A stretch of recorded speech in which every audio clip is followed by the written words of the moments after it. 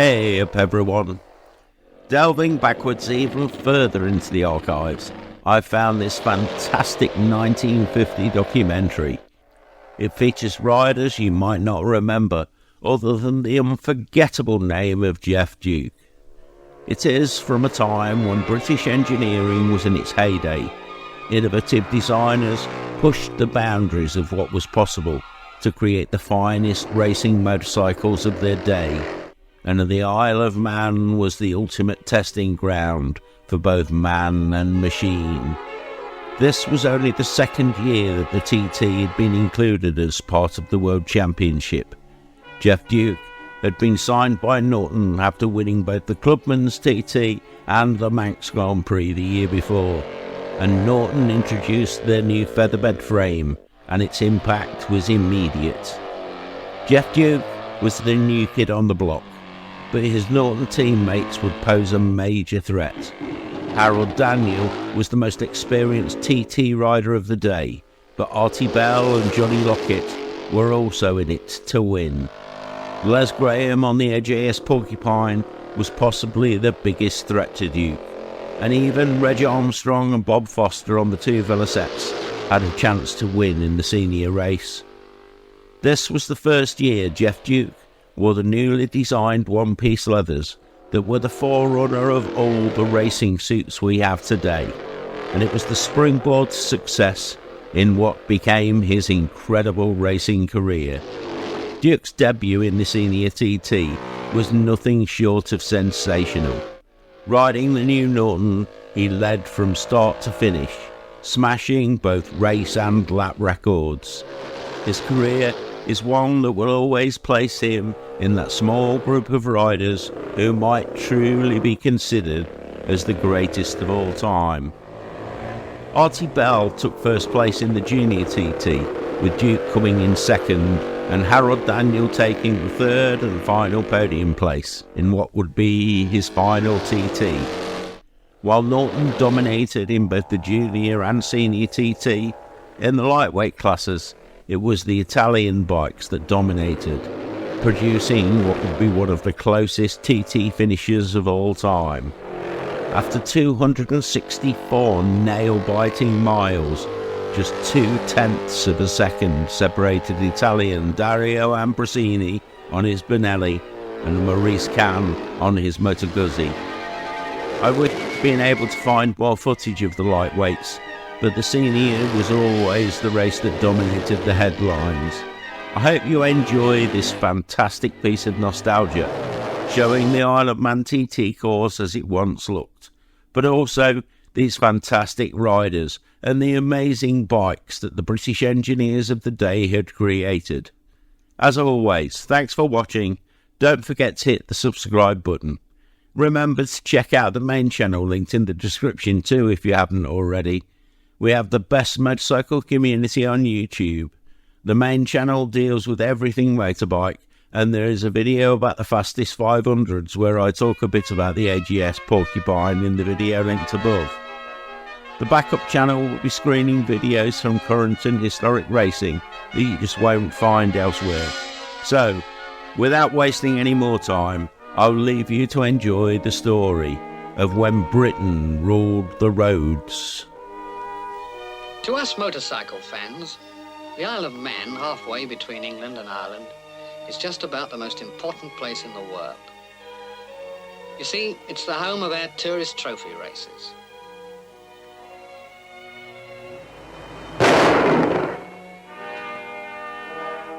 Motorcycles for the Isle of Man, racing motorcycles, and riders, mechanics, spare parts, managers and workshops, all to keep them on the road.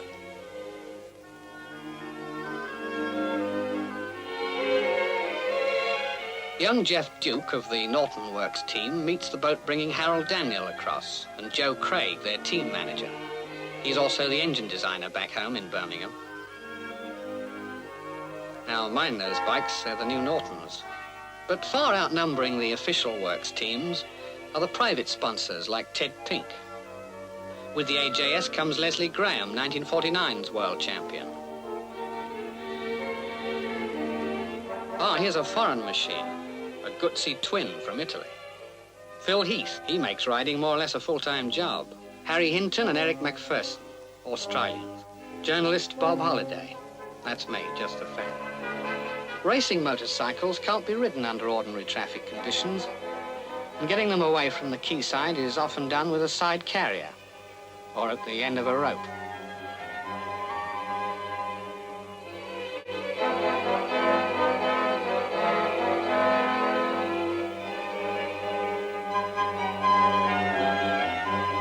The organisers of the races are the Autocycle Union. At their office, riders must sign on and collect their machine numbers for the first practice at 5:15 a.m.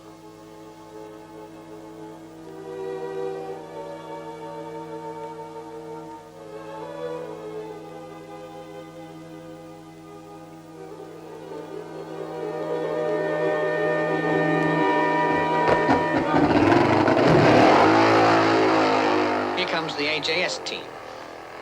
Bill Doran makes his second appearance on the island as a manufacturer's entry.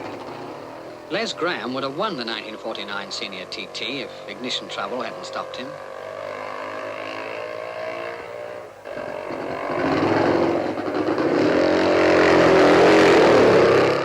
Do you know the quickest known method of warming oneself up?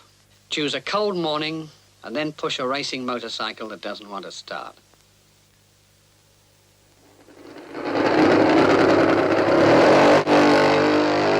This bulbous-looking machine is an Italian Guzzi, ridden by Bob Foster.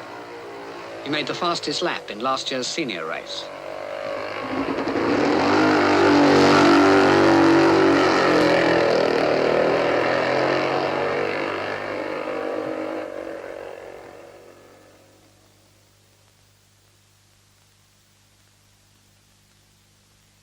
Now the timekeepers settle down with a cup of cocoa to wait for the first man round.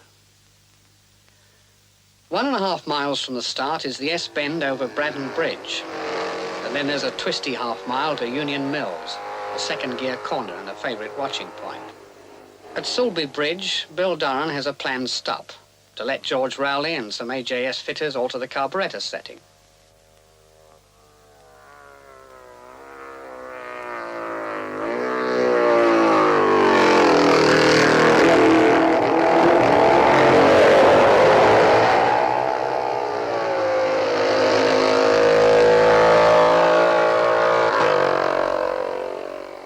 There's a double hairpin at Governor's Bridge, and then it's only a half-mile back to the timing box.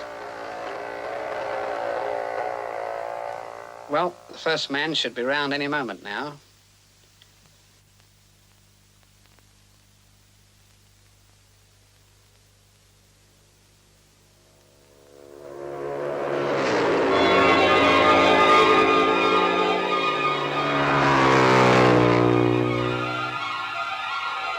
On fine mornings, 3 laps can be got in before 6:15.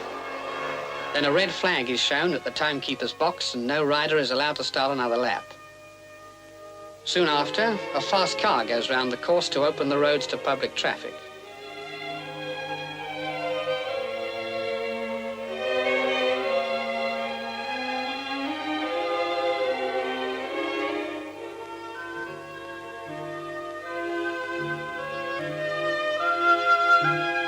Now the post-mortem begins. How did the engine feel? Was the gearing about right? What was the course like after a year's absence? But it's in the cocoa tent that the discussion really starts.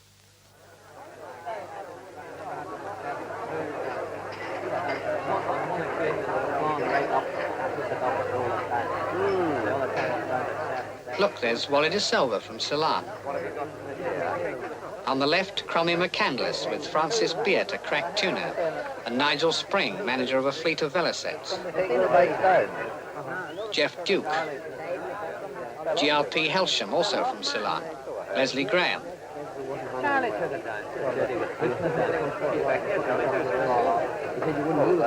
And now, home to breakfast.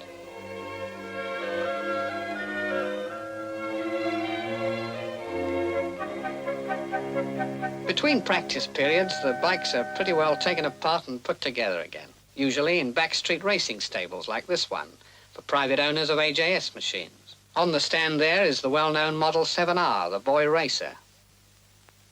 Nigel Spring has Velocets in both junior and senior races. One of Spring's riders is on the left there, Reg Armstrong from Dublin. And here's Bob Foster coming out of the Guzzi stable, where the machines are serviced by Italian mechanics. Guzzis have always been a strong challenge to British leadership. Signor Carcano on the right there is the designer. There's a shortage of British machines for the lightweight class, so a few enthusiasts build their own, like this Beasley Special.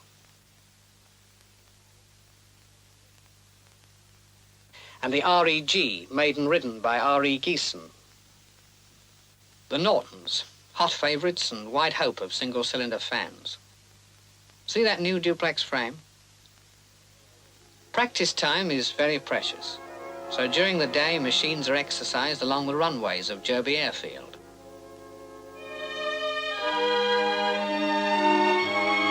That's Frank Fry with his Velocet, and Ted Friend looking at Graham's senior mount, the twin-cylinder double-knocker AJS.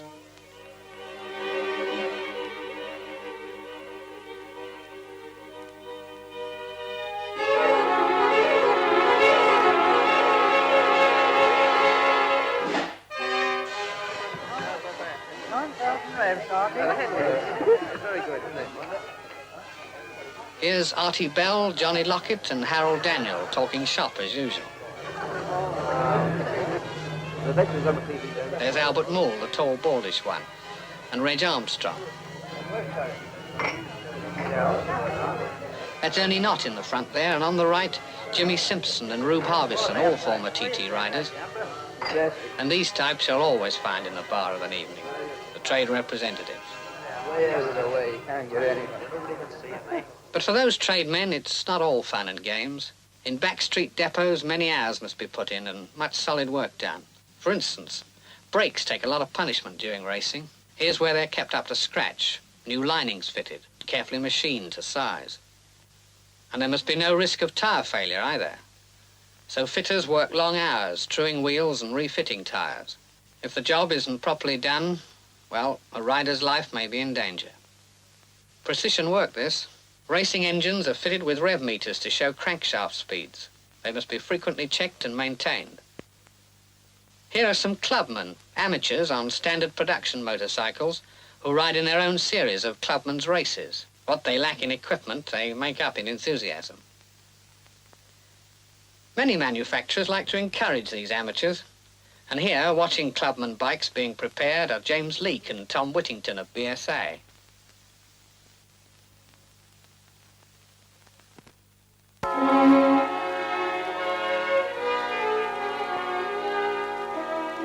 During the Saturday and Sunday before race week, the spectators arrive. Douglas becomes crammed with racing addicts, and the roads swarm with motorcycles. Enthusiasm is, well, pretty infectious. Hours before the race, crowds make their way to the best vantage points. Often the quickest, and sometimes the only way, is along the racing circuit. But first, let's have a look at the TT circuit. After a steep descent and a sharp right-hand bend, the road twists almost continuously to Glen Helen. At the top of Craig Willis Hill, there's a long straight. Then fast, gentle bends to Belaf Hump Bridge. A very fast straight for a mile or two, then twisty again to Ramsey and the start of the mountain climb. It's 7 miles uphill to the bungalow, and then a fast winding run with short full-bore stretches downhill to Governor's Bridge hairpins and the end of the lap. On Monday, the junior race for 350cc machines was held. On Wednesday, the clubmen's events. Now it's Friday, the senior TT, and the climax of a week of speed. As the riders get ready for the race, the grandstand enclosure fills up. But this is something of a social occasion, too. There's Douglas Terry, president of the Manufacturers Union. And that's Phil Vincent of the Vincent HRD Company. Jimmy Alexander, an ex-TT rider of pre-1914 vintage. Gilbert Smith, Norton's managing director, with Rex McCandless, who designed their bike's frame. Harold Daniel is the oldest man on a Works Norton and lap record holder. Geoff Duke, the youngest, with his pit attendant, Dr. Steve Derbyshire. Jock West, AJS team manager. And since Doran broke his leg in practice, West's team consists of Les Graham, a likely winner, and Ted Friend shaking hands with Johnny Lurani from Italy. Bob Foster's among the favourites too, and Reg Armstrong, an Irishman at 22, should be up with the leaders. 30 minutes to go. 15 of them allowed for warming up engines, on a half-mile stretch of road between Governor's Bridge and the grandstand.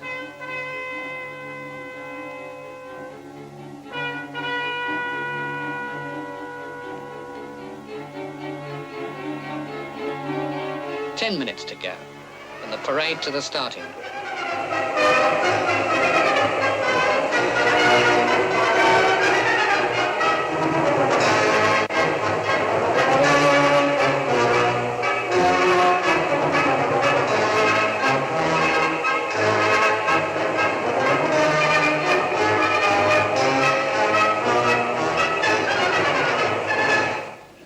It won't be long now.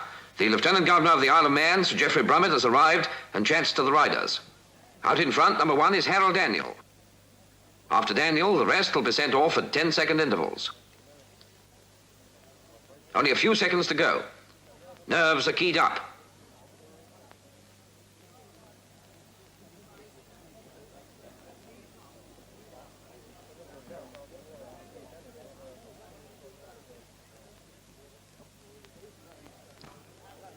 There's the maroon and the flag's down. Will the engine start? Will it? Yes, he's off. 40-year-old Daniel, perhaps the wiliest man on the course today, has clear roads and 7 laps before him. Let's follow him round the first lap.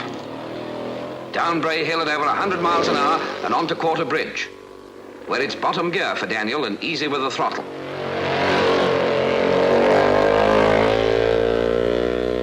One and a half miles from the start, and he's banking sharply over Braddon Bridge. Fast stuff along the mile stretch to Union Mills. Away he goes, heading for Crosby. Back at the grandstand, the flag is dropping every 10 seconds. Number 10 is R.T. Matthews riding a Velocet. 11, W. Hall, Triumph. 12, R.F. Walker, Norton. Number 13 is missed in case anyone's superstitious. Number 14, Jim Kentish on a Norton.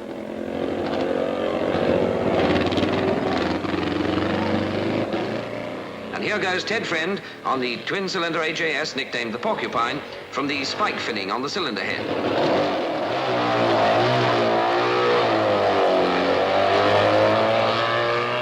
Bella Crane, 8 miles round. Here comes Daniel, down to bottom gear and hard acceleration on the way out. Through the fast stretch to Glen Helen, and here's Daniel taking the corner in as neat a style as you'll ever see. No fireworks and no time wasted. Foster gets ready to give it the gun. She's fired and the Gootsy's away. Foster's Gootsy may well be the fastest machine on the course today. Separated by only 20 seconds comes Artie Bell on the Works Norton. A scrap will develop between them if Bell can catch up the leeway. Daniel's still gobbling up the miles and sending up a spray of dust on the full throttle stretch to the 13th milestone. Then on through the village of Kirkmichael.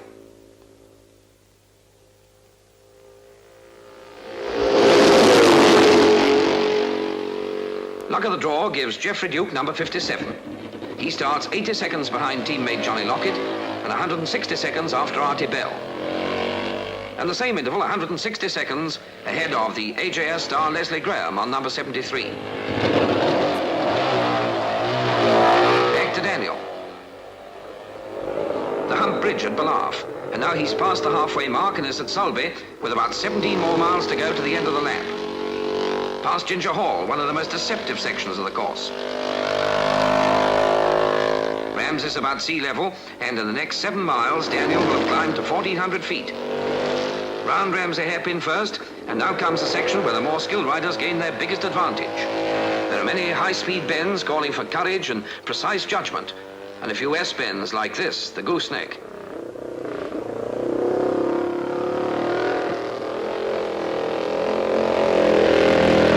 The last of the the seniors is away. And now comes the mass start of the lightweights, machines with 250 cubic centimetre engines, half the size, that is, of the seniors. There's going to be some close scrapping amongst those 25 babies. But we leave the lightweights to their race and get back to Daniel.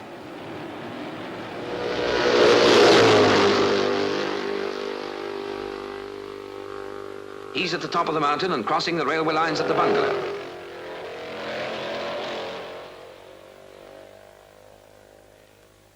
Now for the downhill run, Keppel Gate.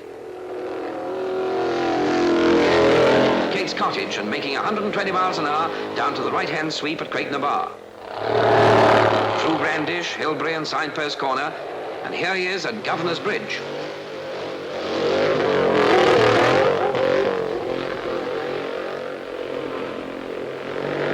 Half a mile more and he's completed the first lap. 89.63 miles an hour from a standing start. And as Daniel starts on his second lap, let's have a look around the course at some of the others. Here's Ted Friend at Keppel Gate. Artie Bell, number 41, is at the bungalow and has already passed Bob Foster, 39. Geoff Duke is at the gooseneck, in front there. There goes Les Graham over Sulby Bridge. And here's Bell crossing the line at the end of his first lap. Johnny Lockett comes along exactly 80 seconds later. That makes them level on time. And now Geoffrey Duke. 24 minutes, 47 seconds, beats Daniel's 91 miles an hour lap record, but it won't count officially because the starting grid is 70 yards ahead of the timing line. Hello, trouble already. Matthews has just completed the lap and must call it a day. Here are the definite leaders at the end of the first lap. First, Geoff Duke. Second, Harold Daniel. A dead heat for third place between Artie Bell and Johnny Lockett. Fifth, Les Graham. And sixth, Bob Foster. And now lap 2. Here's Bills and Brett at Belaf. There's Reg Armstrong taking his Velocet through Keppel Gate. Glenn Helen and McCandless riding what looks like a good race on his Bert-tuned Norton. Dickie Dale at Kirkmichael. The inseparable Aussies, Morrison with Hinton behind him at the bungalow. Manxman Tommy McEwen comes up to Ginger Hall.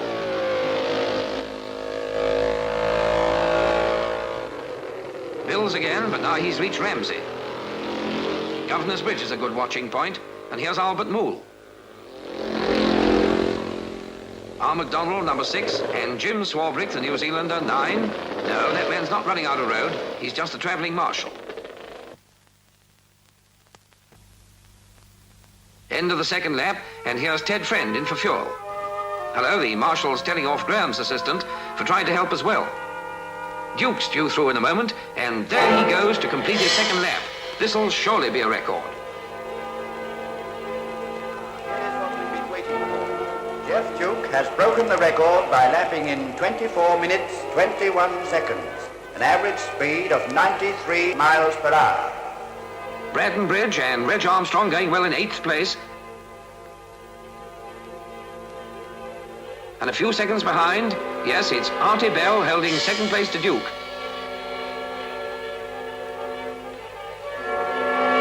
And here comes Duke himself, cutting down the starting interval conceded to Bell.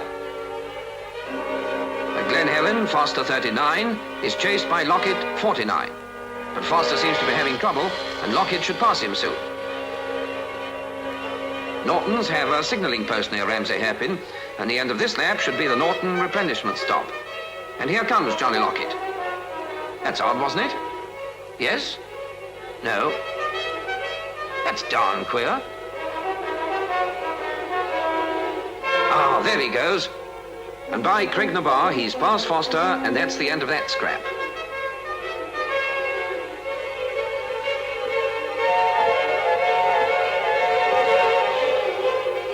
Duke is due at the signalling station now. Is this him? Wrong again, that was McCandless. About now, the beginning of the 4th lap, most riders stop for fuel. They have a slick drill that includes filling petrol and oil tanks, maybe a change of goggles, and certainly a few hurried words, all in under half a minute. That was Daniel, in and out in 24 seconds. Here's Bell, The board shows him just where to stop. It's easy to misjudge this stopping business when you're more in tune with 100 miles an hour.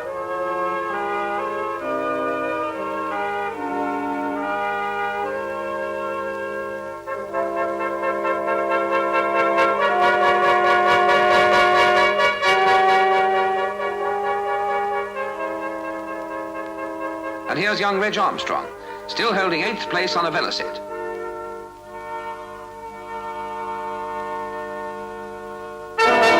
And now here comes Geoff Duke. He's ridden a magnificent race so far at an average speed of 92 3/4 miles an hour. He pulls his Norton back onto compression for the restart. Now Armstrong's off. Bob Foster, number 39, comes in. And Duke's away again. That was an incredibly quick fill-up. 20 seconds at the most.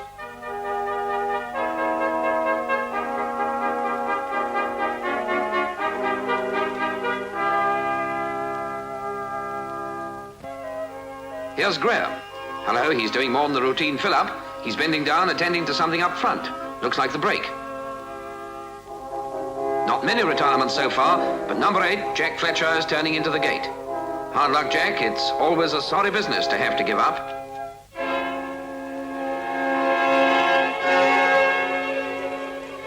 Fourth lap leaders. First, Geoff Duke. Second, Artie Bell. Third, Johnny Lockett. Fourth, Harold Daniel, all on Nortons. Fifth, Les Graham. And sixth, Bob Foster. Just look at that magnificent power drift. When Graham had his 52nd pit stop, he lost 4th place to Daniel, and now he's going to make it up. Foster's average speed for 4 laps is under 88 miles an hour. He reported carburetor trouble at his pit stop. Reg Armstrong comes up to 7th place. And now all eyes are on Duke. From the time the flag sent him on his journey, he's been going like the wind.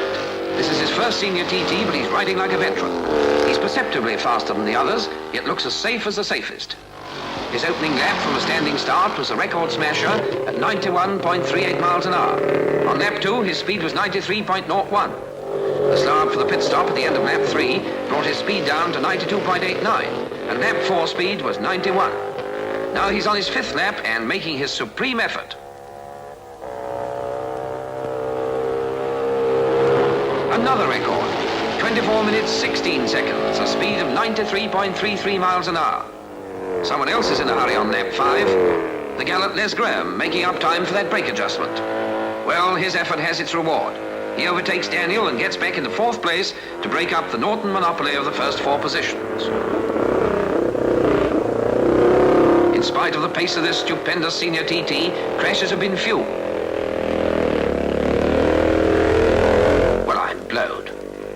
While Walker sorts himself out, Artie Bell rockets down from Kate's cottage on his 6th lap. He rounds the Craig and speeds off to Brandish. Walker's got going again, but necks are craned up the road. The meteoric Duke is due in a few seconds. Yes, here he comes. On the road, he's only about half a minute astern of Bell, but on corrected time, he's over 2 minutes ahead.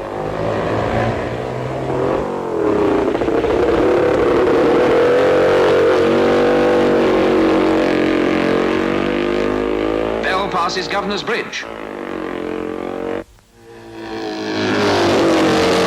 And by the time he's reached the stands, Duke is at Governor's. Hard luck, Bob Foster. He's miles behind now, can only get along by holding the carburetor. He retires at the pits. This lets Reg Armstrong up into 6th place.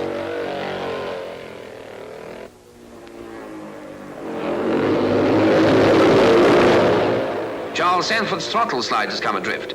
He's pushing the half mile to the pits where he hopes to get it put right. And now the last lap. Nothing but a breakdown can stop Duke winning now. But can he catch up Bell?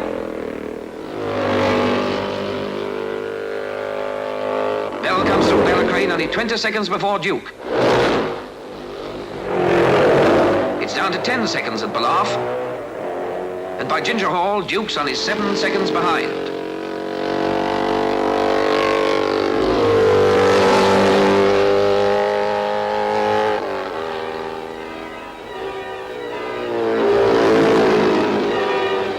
5 seconds at Ramsey.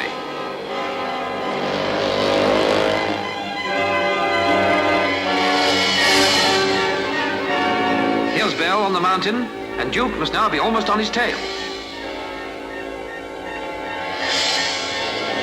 And there he is. Only 3 seconds in it and 7 miles to go.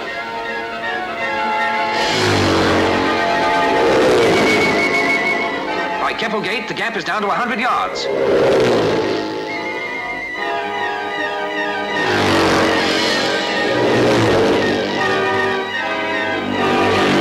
And he's done it. Artie Bell waves him on at Governor's Bridge, and they cross the line together. What a race. Geoff Duke wins the fastest ever senior TT at an average speed of 92.27 miles an hour, with 2 minutes 40 seconds to spare from Artie Bell in second place. Johnny Lockett makes the third Norton, and Leslie Graham is fourth.